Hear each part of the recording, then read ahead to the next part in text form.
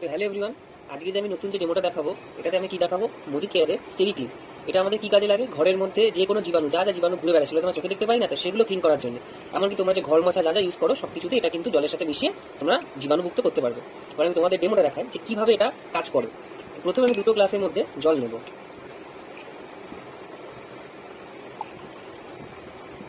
নিলাম। এরপর আমি এটার মধ্যে উজালা দেবো। উজালাটা কেন দেবো? কারণ জীবাণুকে আমরা চোখে দেখতে পাই না ঘরের মধ্যে, তো ধরে নাও এই উজালাটাই হচ্ছে জার্মস, যেটা আমাদের ঘরের মধ্যে ছড়িয়ে থাকে। দুটোর মধ্যে দিয়ে দিয়েছি। এরপর আমি প্রথমে এখানে গুলে দেখিয়ে দিলাম।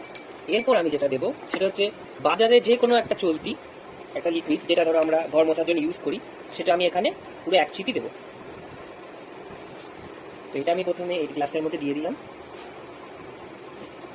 এরপর আমি যেটা দেবো সেটা হচ্ছে মোদি কেয়ারের স্টেরি ক্লিন। ওটা যেমন আমি এক ছিপি দিয়েছি, এটা কিন্তু আমার এক ছিপি লাগবে না, একদম এক ছিপি, মানে একদমই কম, এক ছিপি একদমই কম, দেখতেই পাচ্ছ।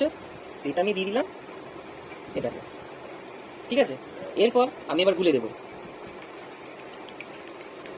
গুললাম। এরপর যেটা আমি বাজারে চলতি যেটা এক ছিপি দিয়েছি, সেটাতে তুমি দেখো কোনো চেঞ্জেস কিন্তু নেই।